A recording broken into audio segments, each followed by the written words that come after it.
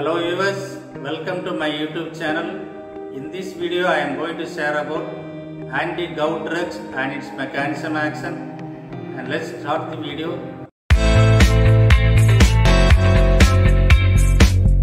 First of all, let's see about what is gout. Gout is a type of arthritis that causes sudden joint inflammation, usually occur near single joints, that causes painful swelling. Mainly it occurs in the joints of toes, joints of knees and joints of fingers. Gout is caused by a condition is known as hyperuricemia. Hyperuricemia means excess amount of uric acid present in the blood. Whenever the purine metabolism takes place, that releases the compound is called as uric acid. Generally, uric acid is eliminated from the kidney by renal tubular secretion.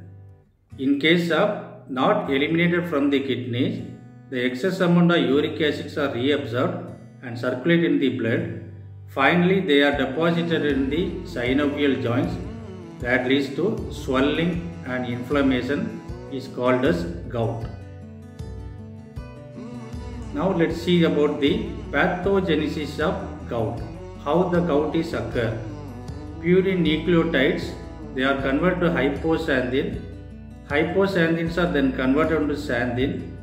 From xanthine, it converted into uric acid by the presence of enzyme is called as xanthine oxidase enzyme. This xanthine oxidase enzyme converts the xanthine compound into uric acid. This uric acid is the completely waste metabolic products.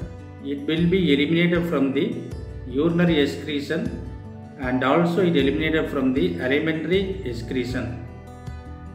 Excess amount of uric acid is deposited in the tissues and it converted into urate crystals. Finally, it attracts in the joints and thereby it leads to a phagocytosis, which leads to inflammation and arthritis. So these are the steps involved in the pathogenesis of gout. Then let's see about the classification of drugs. Classification of anti-gout drugs are generally 4 categories are there. Number 1, calcium alkaloids is called as colchicine. Number 2, non-steroidal anti-inflammatory drugs. These drugs are mainly used to treat the inflammation, swelling take place in the particular point of joints. The particular drugs are naproxen, indomethacin, phenylbutazone and ibuprofen. Third one is uricose uric agents. Uricose uric agents means they are increase the urine output, thereby it encourages the elimination of uric acid from the particular joints. The examples drugs are probenecid and sulfenpyrrazone. And last category of anti-gout drug is urate synthesis inhibitor. Is called as uric acid synthesis inhibitor. The main drug is called as allopurinol. This allopurinol inhibits the xanthine oxidase enzyme, thereby it decreases the production of uric acids. So these are the drugs are used to treat the gout. Then let's see about the mechanism action of the anti-gout drugs. This is the pathogenesis pathway of the drugs.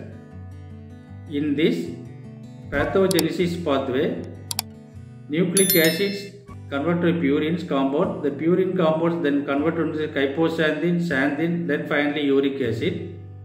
This xanthine from uric acid is there converted by the enzyme is called as xanthine oxidase.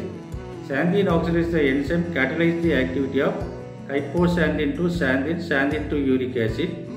These allopurinol drugs inhibit the enzyme xanthine oxidase. Once it inhibits the enzyme xanthine oxidase, it decreases the conversion of xanthine to uric acid. It also decreases the level of uric acid present in the blood. Another one drug is sulfenpyrrazone and probenecid. They are enhance the uric acid elimination from the kidney. Another one drug is rasburicase. It is enhance the activity of urate oxidase enzyme.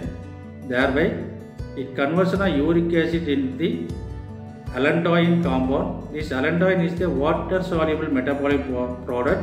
It is easily eliminated from the kidney. So these are about the mechanism action of our anti-gout drugs.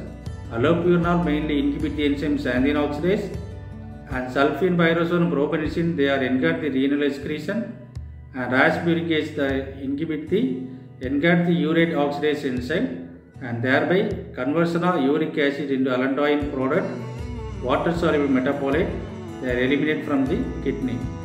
Thereby we can prevent the gout disorders, and therefore also we can prevent the swelling and inflammation take place in the joints. Thank you for watching this video. Kindly subscribe. We will meet again.